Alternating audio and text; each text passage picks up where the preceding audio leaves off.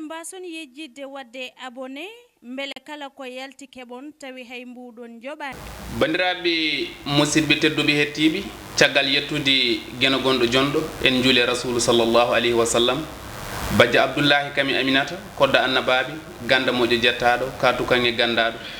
mawɗo jikku ɓurnaɗo windere ka rasulu sallllahu alayhi wa sallam en jetti nene e baaba gam enen kadi ni dañde fartaŋe artude ɗo kadi ne ayawa haɓirde Pindi TV e jokkorde mum radio men radio Teccan en calmini galleji diine gondi e nder leydi Sénégal galle Cheikh Ahmadou Bamba Mbacké Khadim Rasoul galle Alhaji Malick Sy galle Cheikh Oumarul Foutiyou Tall biɗo goho ko Allah tan woni goto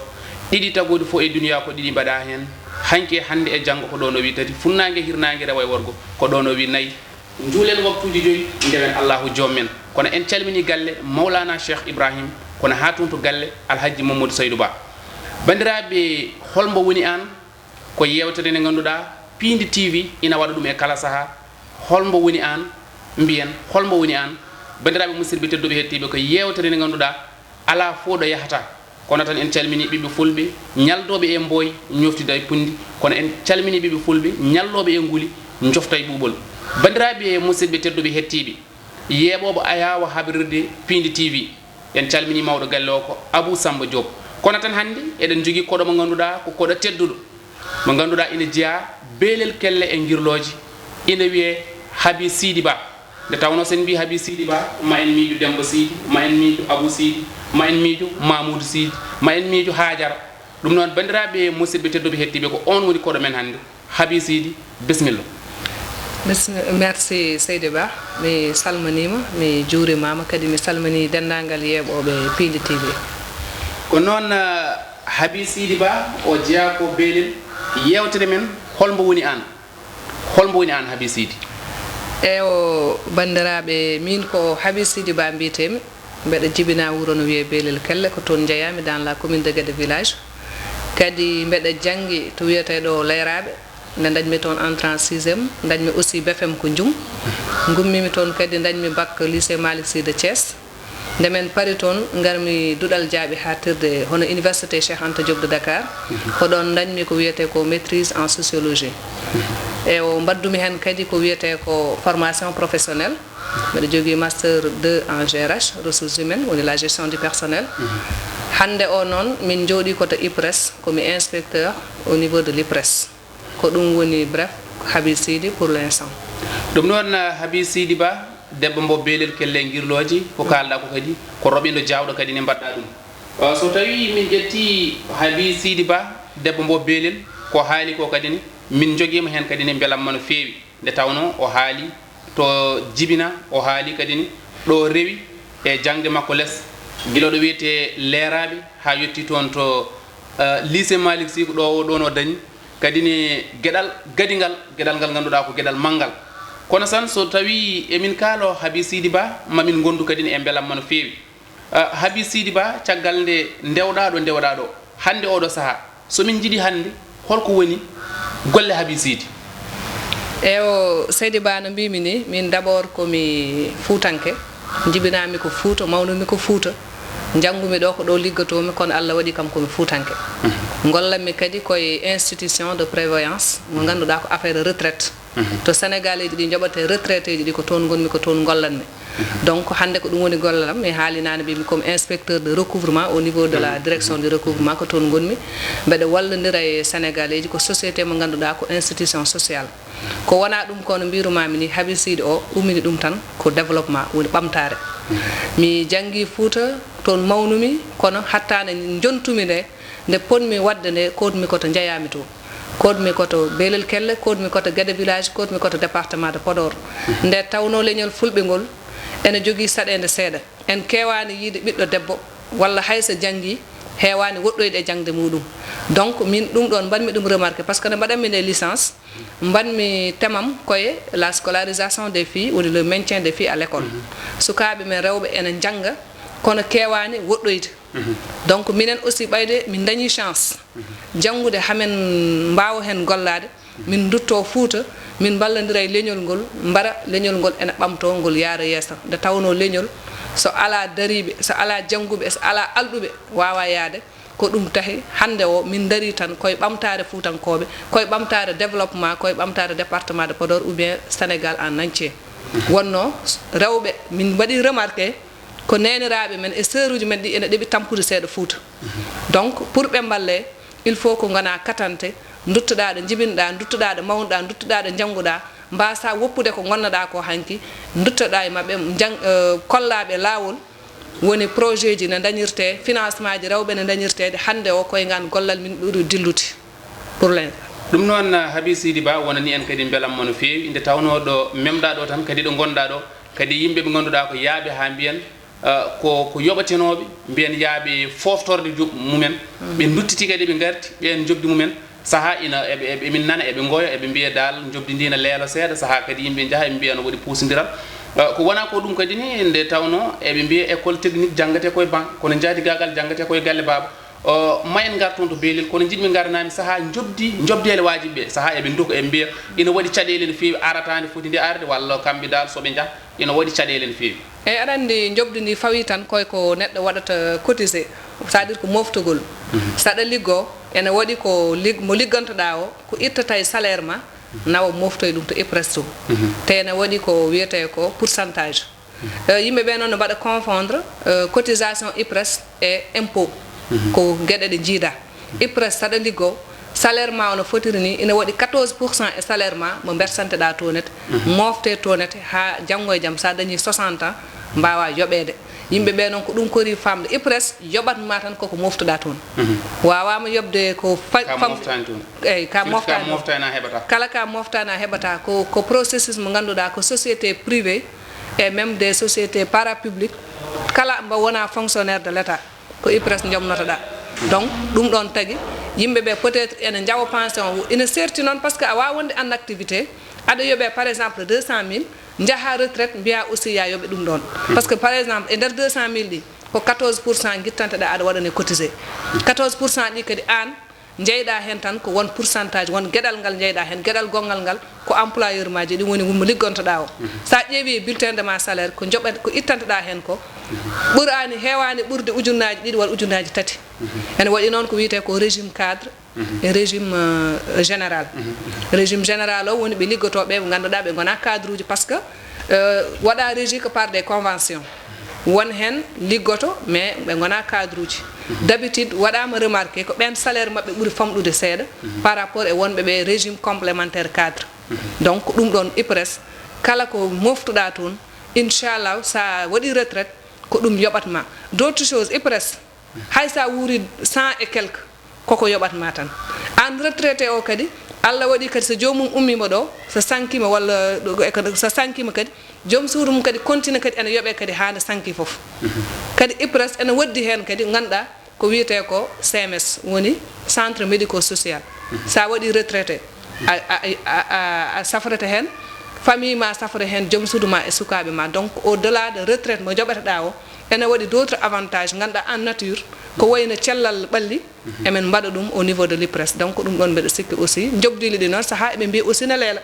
leelgol ngol kadi c' est juste que min jiiɗa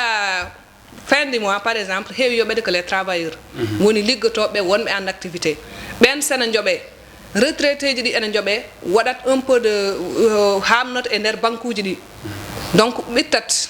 ɓen gari nana jooɓo a yi lewru so mayi tan sa yi EGBS walla banque goɗɗo ko rang waɗat tonet sa wiyaɗa watta hen retraité ji ɗi ɗum tagui amin wadde décalé ha hedde le 15 kono hande o kadi waɗi évolution par ce que auparavant i presque par lebbi tati yoɓateno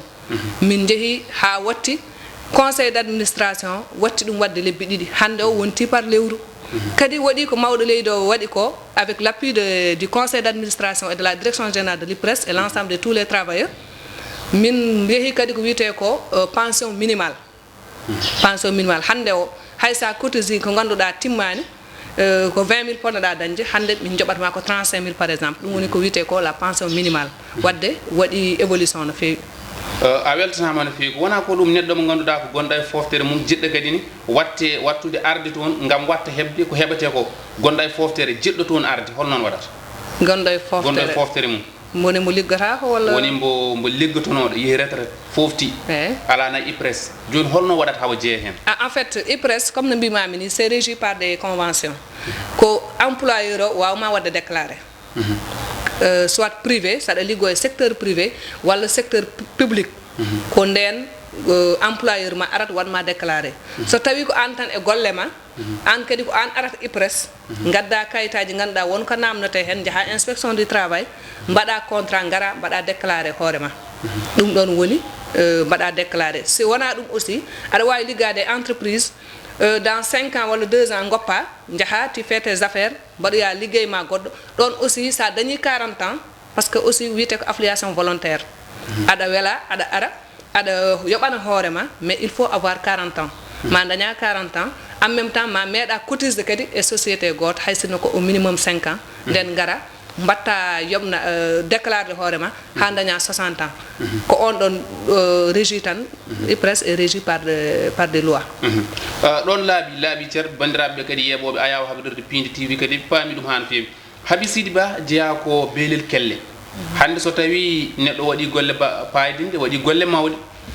ina teske jomum en saaha ceerata e haalde jomum to beelel kelle to toon duttotoɗen toon jeyɗa hande so tawi min jiiɗi andude Haby Sidy holko waɗi toon e beelel kelle ɗo jeyɗa to holko mbaɗɗa to bon wiide mi waɗi beelel c'est trop dire par ce que beelel ko toon jibinami ko toon mawnumi ko toon dañmi foof min beelel ko mbawmi toon wadde hande foof koɓe mbaɗi ko ɓuuri ɗum par ce que min aussi peut être mi waɗa glissé seeɗa mi wima nde duttimi nde Fouta yidde wallodirde bandiraɓe natmi koye politique o nde natmi politique o neɗɗo noon duttoɗa koɗo jeyɗa kono nde garmi beelel kellanami mbaɗi kam accueillir ɓe jaɓɓimami ɓe bismimami kadi mi nimsani e jaagol ngol par ce que ene wawi mi ɓooyi wadde politique mais kadi ko ɗo mbaɗannomi politique o nde mbanmi décidé hodde Fouta nde mi nimsani hen ɓe jaggiri kam komi ɓinguel mabɓe ɓe jaggiri kam komi bandiɓe ɓe daari kadi ɓe jaggodirimi min aussi kala ko mbawmi wadde kadi mbeɗa wallodira e mabɓe kala kene wona e wuuro ngo kadi mbeɗa liggodira e mabɓe surtout noon sukaɓe e mawɓe responsable uji ma en garo hen ko wona ko ɗum hande toon to beelel holko jiɗɗa waɗande beelel ganduɗa ɗum ɗo aɗa yiiɗi ɗum waɗande beelel haade men arde dawrugol jinmi tan ko ɓamtare beelel ɓamtare nde firti aɗa andi surtout guure men dowri ɗe ene jogui probléme ndiyam ene jogui probléme courant ene jogui probléme laabi on a tendance eɗen keewi wiide désenclavement île à Morphil woni hakkude maaje mais kadi eɗen jiiɗi kadi désenclavement woni e dow dowri ndi par ce que ina waɗi men probléme déjà en ngala laabi nawde toon auto tokos ko probléme cumuji ene keewi toon e guure meɗen donc min hande darde meɗen e jeeri ndi en général ko yen dañ laabi moƴƴi dañen ndiyam dañen courant yimɓeɓe mbawa kañene tinde koye état o jeeya koye gurdam koye Sénégal jeeya par ce que en jii rewɓe men Fuutankoɓe ene tampi wuuro foof mo jaaɗa ma tawɗon so tawi tan wuuro ngo ne waɗi ndiyam may tawɗon yimɓe ne gone jardin ngaji ene ndema donc ko rewɓe dariɓe goni toon rewɓe yiɗɓe firtude donc ɓen ɗon hande min probléme am foof walla objectif am foof ko yomi wallodire ɓen ɗon eɓe daña koɓe jiiɗi ko par ce que sa yimɓe ne daari ene ƴetti gude mumen e mbakki e tout ça ene dawane liggo ɓen ɗon ko fotɓe wallede a haali ko feewi woni objectif woni fandare ma Haby Sidy Ba ha joni eɗen tesko haali ɗo dawrugol woni politique holko nannuma hen bon toujours ko même objectif tan min nannimi hen tan ko wallodirde e bandiraɓe par ce que hande politique e mbiyata ko sa waɗani waɗma e ɓayde en janggui en woodi to jottiɗen seeɗa ene moƴƴi to fewjete to eɗen mbawi hen eɗen poti hen tawtorede par ce que sa wonani hen a dañani gonanɗoma hen tan a daɗete min nanni kam hen juste ko wallodirde e Fuutankoɓe comme no mbirumami nani ni probléme uji ɗi no keewi min ko ɗon gonno mbeɗa waɗa politique mais je me suis dit à un moment donné pourquoi min jibinaɗo Fouta mawni Fouta mi wona ɗo par exemple e Grand Yoff mbeɗa wallodira e woɓɓe ɓe ni ce sont des ganduɗa ko amde jammam ko yimɓam kono mi rutto mi wallodira e neniraɓe mi wallodira e sœur uji ɗi e miñiraɓe e mawniraɓe ɓe mbawa dañde laabi par ce que eɓe gumira seeɗa ɓe ganda ko heewi par exemple les mécanismes de financement wonko mo ganduɗa elles n'ont pas cette sensibilisation là ɓe mballe ɓe ɗowe ɓe mbiye ko ɗo natata pour mbawa dañde ko jiɗɗa ko donc ko ɗum ɓeydi kam hodde Fouta mi waɗo yeeya toon politique ko noon a waɗi toon dawrugol woni politique het yeɓoɓe ayawa haɓrede Pindi TV ɓe paami ɗum kono tan somin jiiɗi andude hannde Haby Sidy Ba holmo yadata e waɗoɓe dawrugol waɗoɓe politique ɓe e politique o min je suis membre de l'APR komi APR najo koye on ɗon parti dillanmi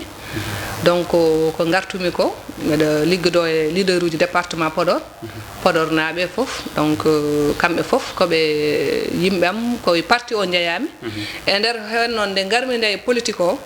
wonno jiirunomi aussi démarche politique o to banggue sukaɓe surtout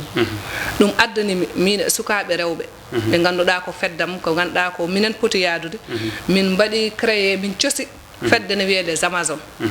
les Amazones noon min inniri ɗum les Amazones du département de Podor nde min coosata ɗum nde objectif amen wonno ko wadde réélire mawɗo leydi o ɗum enen mbawi on a atteint notre objectif objectif amen kadi no mbimami kadi ko wallude rewɓe ɓe par ce que en jii aussi rewɓe ɓe ene kiiɓa seeɗa to banggue accès à des postes de responsabilité c'est à dire debbo mbaɗowo politique déjà wonno yiira déjà koko hiiɓa a ala a wellitaka donc il fallait que min mbaɗa trouver un cadre de concertation mo ganduɗa emen mbawa yewtude caɗele rewɓe ɓe caɗele sukaɓe ɓe e nder département o ɗum addani amen min créé ko wiyete ko les Amazones du département de Podor ko fedde no ganduɗa sukaɓe département Podor les 22 communes ene jeeya hen emen liggui hen kadi coordination o kadi ene waɗi amen reconnaître hen ene jaɓani amen fedde nde no woodi tamen goni ɗo commune foof ene jogui cellule mum chaque commune emen jogui hen représentante muɗum ko hen min goni emen liggo emen miijodal emen jiilo par ce que min mbawi wiide waɗi des retombées par ce que koye nder politique o sukaɓe rewɓe hewɓe hande par exemple même la prise de parole ko probléme wonannoɓe mais e nder fedde nde jomumen batti haalde batti ƴettude parole batti ƴettude des initiatives donc à force de eɓe kaala ɓe gonti hanti ɗum ɗo par ce que aɗen gandi rewɓe ne kiiɓa seeɗa to banggue dawrugol te aɗa andi sa wi politique mbiyata ko rewɓe mbiyata ko sukaɓe mais en mbaɗi remarqué rewɓe ɓe so poste ari tan mbiya totte worɓe rewɓe ɓe ko jibinoɓe rewɓe ɓe ngala temps et pourtant rewɓe ɓe a diplôme égal qualification égal foti ko wonde la même chose kala kadi gorko lijjita hande debbo no lijjita ɗum donc komin mbaɗata Amazone ko ɗum ɗon woni darde amen hande e nder département Podor min jeehi kadi campagne e nder affaire uji e nder élection ngaji ɗi min mbaɗi kadi participer activement et massivement e élection mawɗo leydi o ɗum noon Haby Sidy Ba so tawi a haali ko kalɗa ko kadi ni wonani min belamma no feewi kono duttoɗen koye APR haade men arde d' Amazone département Podor hol nanuɗoma e APR merci Babo d' abord anni kam APR d' abord ko conviction min komi mbaɗannoɗo politique depuis Djibo Ka komi rénovatrice gonnomi ko kanko jangguini kam politique kala ko dañmi e politique e ko mbawmi e politique seeɗa e famɗude koye Djibo Ka yo Allah ɓuɓanmo au passage nanni kam hen ko conviction ko yiide mawɗo leydi o lawol ngol jagguingol guila e plan Sénégal émergent e gueɗe muɗum ko ɗum addanimi conviction mbimi mi natat APR e nder hen aussi banam gorko sehilam au passage mo calminami le coordinateur du département de Podor kanko Ablaye Daouda Diallo ko kanko jewtidmi hawwaɗi kam convaincre noon no mbinomami ni nane ko ɗo mbaɗannomi milité ɗo e Grand Yoff o wi kam pourquoi pas a watta milité Fouta donc kanko jeeyi sababu o ha kotmi Fouta mais je suis membre de l'APR ɗum noon wonni amin kadi ne belamma no feewi won wiiɓe ɓe gardanirɗa ni d' Amazone département Podor donc ko yiɗande woni ɗon holko mbiyataɓe e aɗa andi Amazone kam nde min créé ɗum nde mi wimane garmi e parti o wonno tawrumi parti o seeɗa surtout to banggue gonka sukaɓeɓe min mbeɗa jogui vision aɗan mi wimanani ko Djibo Ka jangganim politique wonno jiɗirmi tan darde sukaɓe mbaɗa e politique mi yiyana ɗum henete ene waɗi pelle ganduɗa ko sukaɓe gardi ɗum toon kono ne garmi nde komi jeune mbeɗa wawno hen bokkude te ko hen bokkumi membre je suis membre d'office mais noɓe ponno darirade hen to banggue communication banggue gonka parti o sukaɓe darde mumen mi yiyana ɗum hen après minen sehilaɓam ɓe woni sukaɓe rewɓe ɓe jadannomi ɓe min coosi fedde nde nde min coosi fedde nde min inniri ɗum les Amazones du département de Podor woni daraniɓe parti o nder département o e nder hen min mbaɗi fixé des objectifs min mbi objectif amen gadana ko joɗɗotinde ɗo mawɗo leydi o Allah waɗi hen suturu objectif amen ɗiɗaɓa kadi walla goɗɗi ko wiyete ko objectif spécifique ko wallude sukaɓe rewɓe waɗoɓe politique ɓi ene ndewe leader uji jamma e ñalawma ene poɓɓo ene gamana ɓorno t-shirt aji min mbi yo ɗum nattu par ce que min constate que politique o wona worɓe tan poti ɗum wadde kala to kamɓe worɓe ɓe ngoni rewɓe nan dari ser maɓɓe te ko rewɓe jannguɓe rewɓe finɓe rewɓe wawɓe liggade rewɓe wawɓe lijjide koɓe lijjita ko donc yidde yoltude hujjaji surtout kamɓe sukaɓe rewɓe min kollaɓe lawol ngol ndemen créé fedde nde a wi question am o affaire o wona yiɗande min mbaɗi ko wiyete koko assemblée générale les 22 communes min noddi min mbaɗi une assemblée générale ko kamɓe cuɓi eɓe mbi amen habisidi ɗawan amen golle ɗe ardana amen Amazon kadi au passage mbaɗa yettaɓe hen kamɓe toutes les Amazones du département par ce que goto e mabɓe foof no wawi ardade goto e mabɓe foof no wawi wonde kono ko kamɓe dokki kam hoolare nde eɓe mbi kam yomi ardunoɓe kadi min liggodiri hen e teddugal kadi wonko min puɗɗi hen dañde joni nde min puɗɗoto nde ça a été un peu très difficile mais joni kam sukaɓe rewɓe batti ayi debbo même la prise de parole c'était un problème joni a yiyat hen ɓe batti invité ɓe batti haalde ɓe batti waɗede marrainage dans leur commune ɓe batti oɗo systéme parrainage jawtuɗo min mbaɗi hen kadi participer donc ɗum ɗon ko hunde moƴƴere min dañi hen kadi ko wayno golle won liggueyaji kadi ɗemin lijjiti hen foof kadi ko peeje politique mballe amen hen financement ji ɗi kadi emen hen donc amin mbawi wiide alhamdoulillahi ko ɗum ɗon aduna Amazon beela rewɓe ne jiiti koye mumen e nder fedde nde rewɓe beela ne jiiti koye mumen e nder fedde nde rewɓe bon aɗa andi Amazon ce sont des jeunes dames ko rewɓe sukaɓe rewɓe ɓe ganduɗa bon resaɓe ɓe ndesaka ko mélange dal mbeɗa wawi wiide eɓe jiiti koye mabɓe comme no mbimami nane ni so woni an a meeɗa wadde politique e nder Amazon a watti joni commune ma daña programme wiye ko kañum waɗma marraine jaaha daroɗa toon commune ma daña haaju wima minen de emen jogui oɗo probléme wallu amen Ablaye Daoudou walla wallu amen Cheikh Oumar wallu amen Kaari c'est à dire eɓe dañi joni accès ɓe joguima visibilité Amazon dañi visibilité e département o ha ganduɗa sukaɓe rewɓe mbeɗa wawi wiide ɓe jiitima hen koye mabɓe min lijjiti hen liggueyaji min lijjiti hen de financement kadi emen jiiɗi noon ɓeydanede min gañani e mbima nayyi ko keewi ko foof gañani hoɗe donc emen ñaago aussi responsable uji ɗi emen ñaago mawɗo leydi o aussi nde yeccitto sukaɓe département Podor Amazon uji ɗi ko yimɓe dariɓe ko yimɓe jangguɓe kadi ɓe gacca ko wiyete ko discrimination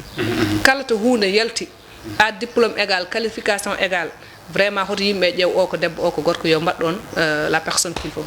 ko noon a jarama no fewi seydi ba debbo mbo beelel kelle wonini hen kadi ne fartangue no fewi ayawa haɓirde Pindi TV e kadi won an arde ɗo wonni min beelam ko wona ko ɗum hol kuccam mon hande kuccam mon hande oɗo sa kuccam hande o pour l'instant minen kuccam amen d' abord ko ha mawɗo leydi o jooɗo aɗa andi mo foti wadde presté serment le 2 so waɗi presté serment min ñaaguima d' abord ko yo jooɗoro e dow jaam kadi min ñaagui ko hande o waɗama élire mais ko président Sénégal naɓe foof ala hajjele ek sen ala opposant ko lamɗo mawɗo ko mawɗo leydi Sénégal naɓe foof min mbasiytomo tan ko yo liggo leydi ndi o wona e projet ji makko ɗi min mbaɗi ñandet min kaalino ñandet e conférence presse amen min mbi minen min mbaɗani priorisé wonko min mbaɗi priorisé ko investissement hande darde amen minen Amazon ko yo mawɗo leydi ndi wat investir dans le département de Podor wallodira e responsable uji ɗi ɓe mbaɗa investir par ce que eɗen jogui leyɗele men yo mbaɗe aménagé sukaɓe ɓe ndema par ce que so waɗanoma tan sukaɓe ɓe ndemi ma wayno ɗanne ƴettoyde laaɗe ɗe ene yahana ɗanno ma usta seeɗa so waɗama kadi eɗen daña ndemeje comme no mbirumami ni jardin ji ɗi ma rewɓe ɓe jooɗo mbawa liggade courant ko noon ndiyam ko noon donc hande kuccam amen ɓuuri yaade koye investissement o min gañani noon goɗɗum kono hande minen so mawɗo leydi o jooɗirima tam emen ñaago yo liggo hanti o natti wonde président Samba walla Demba ko président de tous les Sénégalais ɗum ɗon woni kuccam amen ko yo waɗ investir département Podor ɗum noon wonani en kadi ne beelamma no fewi ayawa haɓirde Pindi TV wonno koɗo men ko debbo mbo beelel kelle kono tan en gasnata yewtere nde taw en namnaki ɗum namdal ngal ganduɗa ko fewtude e hande oɗo saaha woni wiyoɓe haabiside ina metti hebde en fait aɗa andi merci Seydi Ba adi fof komi salmoni yeeɓoɓeɓe fof kadi mi waɗima remercier an invitation ma o par ce que oɗon mbaɗa jouer rôle mo ganduɗa ko rôle moƴƴo minen kamen sukaɓe kamen fuɗɗotoɓe min cuwayade hay nokku ɗum ɗo aussi ne waɗa participer min mbawa wadde exprimer min mbawa haalde probléme uji amen min mbawa haalde ko tan kono objectif no mbaɗɗo noon mbeɗen waɗ mon hen vraiment félicité ane dendagal sehilaɓe ma e dendagal te collecte onon fof moɗo men hen remercié aɗa andi Habib Sy metti hebde politicien way noon politique mbaɗowo politique ene faɗoyi sa noddi a heɓani ko jaɓani kam ƴettude sa envoyé message ko noddirani mi waɗimo audio donc mais Habib Sy moom bon ne wawi wonde mais min kam numéro joguimo ko 2002 ha joni je sais pas changé de numéro ko goto tan joguimi so tawi kadi numéro ma nane portable am somi ari somi heeɓi mi noddit so parfois noon numéro ji ɗi mbeɗa taw fodde 100 appel taw numéro ma ala yemmi ronko noddide kono Habib Sy sattani hebde ko neɗɗo tan simple komi Belel Kellenajo ɓolo gueɗe village najo ɓiɗɗo département Podor o ɓiɗɗo Sénégal o jarama no fewi konngol ma mbayni mbaynigo tan ko mbimami ko mi weltima vraiment e émission o woni gargolam ɗo hande Pindi TV mbeɗa salmina mawɗo galle o e dendagal équipe o foof gollotoɓe ɗo ɓe foof mbeɗa salmina ɗumen kadi mbeɗa yetta moɗon mi yetti kadi onon yeɓoɓe ɓe ko wiide mon tan hande ko min arnoɗo wadde émission Holi An kadi wonani kam belamma no fewi kadi mbimi ko parfois emin jiiɗa haalde mais min ngala to men kaali sana réseaux sociaux ji tan e WhatsApp uji donc ɗeɗo gueɗe ko gueɗe ganduɗa ena nafa amen emen ñaago kadi onon mawɓe ɓe walla responsable uji walla heɗɓe gueɗe ɗe ne balloton kadi ɓeɗo sukaɓe par ce que eɓe jogui projet ji moƴƴi eɓe jiiɗi ɓamtude leñol ngol eɓe jiiɗi ɓamtude ɗemgal ngal nde ballotonɓe ko ɗum tan ko Habib Sy woni ɗo une simple militante dariɗo yidde wallodirde bandiraɓe ɓe Allah jarama o jarama kala ko kalmi ɗo aussi ko fewani mbeɗa yafno on ɗum noon Allah jarama jarama wonani en kadi ne beelammo e yewtere men holmo woni an wonno ko Habib Sy Ba debbo mbo Belel Kelle Guirloje kono tan ina jaggatno en de karallagal ngal omo ganduɗa ko Samba wondude omo ganduɗa ko Thiat Walo Dieynaba Diallo wondude omo ganduɗa ko Sabali en calmini mawɗo Abou Samba Diop holmo woni an ko bamoti e kala saaha kala ɗo mbawɗa wonde no gonirɗa saɗa yiiɗi min garay ma tonggode amen ma gacci ɗo bandiraɓe yeɓoɓe a yawa habrirde Pindi TV sago Allah sago mon min beltanima bandiraɓe kala no fewi ka Habib Sy Ba debbo mo Belel Kelle a jarama merci beaucoup merci Ba merci beaucoup jarama